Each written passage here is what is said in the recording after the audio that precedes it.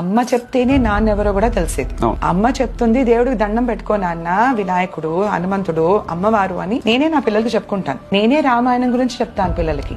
నేను అంటే చిన్నప్పుడు చెప్పవలసినవి, వద్దు నాన్న ఇది తప్పు, ఇది కరెక్ట్, ఇలా చెయ్యొద్దు అని. ఆ టైంలో చెప్పేది పిల్లలు ఫోకస్ చేసి వింటే ఇప్పుడు ఇలా ఉండేది కాదు. చాలా మంది పిల్లలు డిఫరెంట్ గా బిహేవ్ చేస్తున్నారు. మినిమం చేయవలసింది కూడా చేయట్లేదు. పొద్దున్న లేచి ఎంతమంది శ్లోకాలు చదువుకుంటారు, అంతెందుకు పొద్దున్న లేచి ఎంతమంది దేవుడికి నమస్కరించుకుంటున్నారు.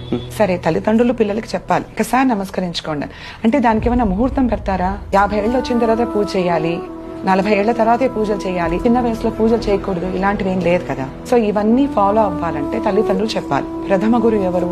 అమ్మ ప్రథమ గురువు అని చెప్పాను కదా. అమ్మ కడుపులో నేను అమ్మనే. 9 నెలలు మోసినప్పుడు నా బిడ్డతో నేనే మాట్లాడుకున్నప్పుడు బిడ్డ వినే వాయిస్ అమ్మదే ఎక్కువగా ఉంటుంది. అంటే కమెంట్ చేయదలుచుకోలేదు, ఎంతమందికి పిల్లలకి మన పురాణాల గురించి తెలుస్తున్నాయో తెలియట్లేదు.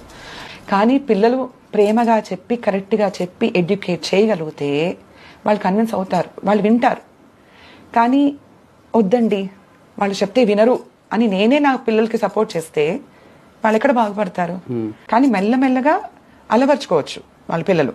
అంటే ఆచారం గాని, సాంప్రదాయం గాని, సంస్కారం గాని, పద్ధతి. ఆచారం ఫాలో అవ్వాలి, సాంప్రదాయంగా ఉండాలి, సంస్కారాన్ని మనం అలవరుచుకోవాలి, పద్ధతి ఫాలో అవ్వాలి. ఆ పద్ధతిలో డిఫరెంట్ ఎగ్జాంపుల్స్ ఉన్నాయి. ఎంతమంది బొట్టు పెట్టుకుంటున్నారు, నేను ఇలాగే ఉంటానా అని మీరు అడిగారు. నేను ఇలాగే ఉంటాను. పిల్లలు చెప్తే వింటారు, మనం ప్రేమగా చెప్తే వింటారు. నువ్వు ఇది చెయ్యి అని అడిచాను అనుకో, ఎందుకు చేయాలి? దానికన్నా నాన్న ఇది చెయ్యి నాన్న, దీనికి ఇది నా మాట విను.